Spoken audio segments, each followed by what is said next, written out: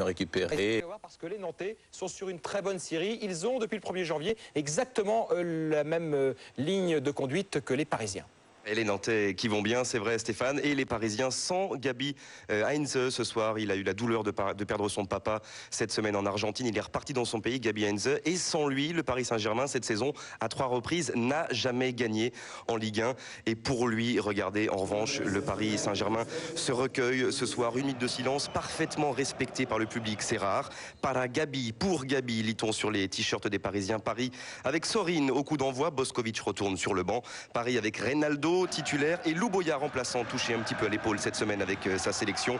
Match très intense, on va le voir dès les premières minutes avec des Nantais dans la surface de réparation parisienne et un tacle de DU juste devant Hadjadj. C'était la 2e minute, la preuve que les Nantais sont venus pour jouer, que les Nantais sont venus pour attaquer. Le beau tacle de Frédéric DU et la première réaction parisienne, ou plutôt argentine, comme un hommage à son coéquipier Heinze. C'est Sorin qui va prendre ce ballon, servi par Nbami, l'accélération et la frappe décochée par le gaucher argentin, pas très loin du but défendu par Michael Landreau. C'était la première réaction parisienne. Ces 2 occasions dans les 10 premières minutes, c'est dire que ce match est très bien parti. La 3e arrive très vite, dès la 13e, avec une accélération de mammouth, signé Mones Bami au milieu du terrain. Le Camerounais qui va réussir à trouver le trou vers Reynaldo, qui s'excentre un peu trop et qui finalement loupe son contrôle. Le Brésilien, il avait pourtant là une belle occasion d'ouvrir le score face à Landreau. Et Vaidelovic, lui, voyait peut-être cette occasion au bout. On en reste à 0-0 pour l'instant. Et des Nantais qui, eux aussi, ont envie de jouer. La preuve, une première frappe repoussée, ballon dans les pieds de Darocha, transversale jusqu'à Olivier Quin, la tête. Et la reprise du plat du pied, signé Grégory Pujol, 16e minute. Un ballon qui n'a touché le sol qu'une seule fois. C'est le 5e but cette saison pour Pujol. Lui qui n'avait plus marqué depuis 1 mois et demi, depuis en fait le retour explosif de Moldovan. Là, il réussit son plat du pied. Nantes mène 1-0 et ce but est collectivement somptueux. Paris, bien sûr, va réagir. 25e minute, c'est Boskovic qui rentre et qui remplace Talal El Karkouri. Réaction tactique de la part de Vahid Halilhodžić, qui s'explique d'ailleurs sur son choix auprès de son international marocain. Et on va rapidement retrouver justement Branko Boskovic pour un coup franc dévié par la tête d'Armand et qui termine sa course dans le filet de Michael Landreau. Un but contre son camp du défenseur Sylvain Armand à la 33e minute. Ça fait un partout. C'est le 3e Nantais cette saison qui marque contre son camp après Yepes et Delomo. Et pour Paris, idem. C'est le 3e but parisien inscrit par un adversaire après Dieuze et Tavlaridis.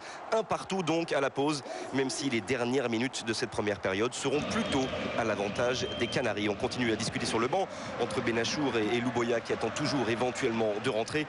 Pas de changement à l'entame de la seconde période et un PSG qui repart très fort, beaucoup plus présent dans les duels. Et un homme s'écroule à l'extérieur sans doute. On va le revoir au ralenti dans quelques secondes, légèrement à l'extérieur de la surface de réparation. C'est Reynaldo qui s'écroule et Monsieur Lannoy qui indique le petit point blanc. On revoit le contact, c'est vrai, au départ à l'extérieur. Reynaldo qui tombe dans la surface, pénalty néanmoins. Paoletta face à Landreau. Et le gardien nantais qui choisit le bon côté. On se souvient des duels Landreau-Ronaldinho la saison passée. Paoletta avait déjà manqué cette saison un pénalty face à Bordeaux. En revanche, c'est le premier pénalty capté par Landreau après 31 journées. Toujours un partout. Et le PSG qui va vraiment accélérer dans cette seconde période. La preuve, regardez ce ballon récupéré par Bernard Mendy. Il regarde devant lui, il continue à monter. C'est vrai qu'il y a de plus en plus d'espace sur cette pelouse du Parc des Princes, plus les minutes passent. Il a trouvé côté droit Fabrice Fiorez. Accélération de Fiorez, un petit coup d'œil vers Mendy dans la surface de réparation. Frappe de Bernard Mendy, pas si loin finalement du montant droit de Michael Landreau. Ça va vite côté parisien. Et cette équipe emmenée par Bernard Mendy, là sur cette action, ressemble de plus en plus à un rouleau compresseur dans cette seconde période. Ballon dans les pieds de Sorin.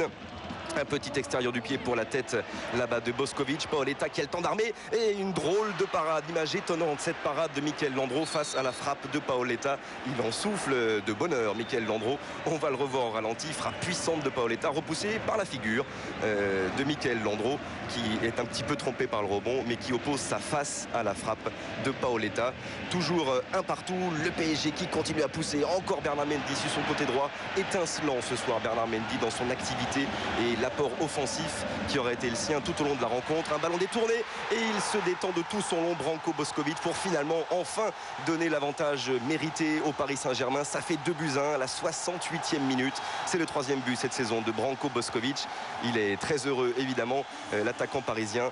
Et là, il se détend bien de tout son long pour glisser le bout du pied gauche et tromper Michael Landreau. 2-1 pour le Paris Saint-Germain. Et Nantes, évidemment, va tenter de réagir dans cette surface de réparation parisienne. Il y a Moldovan, il y a Vairua aussi qui va rentrer en fin de rencontre.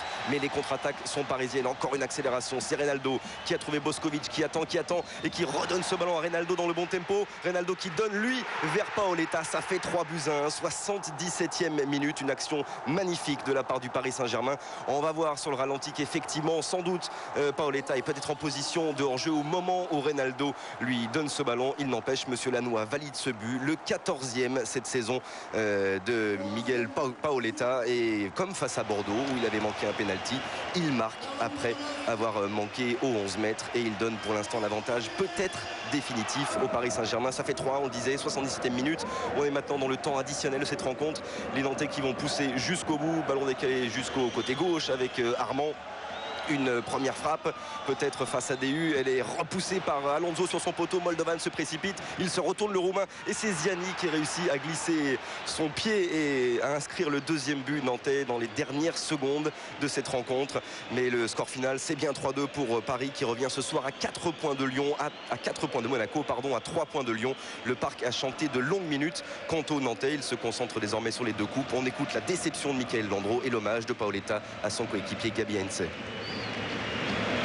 C'est une déception, je crois qu'on n'a pas été assez bon ce soir pour l'emporter. Pourtant on avait bien commencé, on menait 1-0, c'est toujours plus facile à l'extérieur. Ceci étant, ils sont revenus sur un coup de pied arrêté et c'est vrai qu'on était, je pense Paris mérite sa victoire ce soir et on a été un petit peu en dessous des dernières prestations à l'extérieur. Le plus important aujourd'hui c'est le 3 points. Pour tout ce qui s'est passé hier avec notre copain Gabi. L'équipe a souffert beaucoup avec lui et pour ça nous dédiquons cette victoire à lui.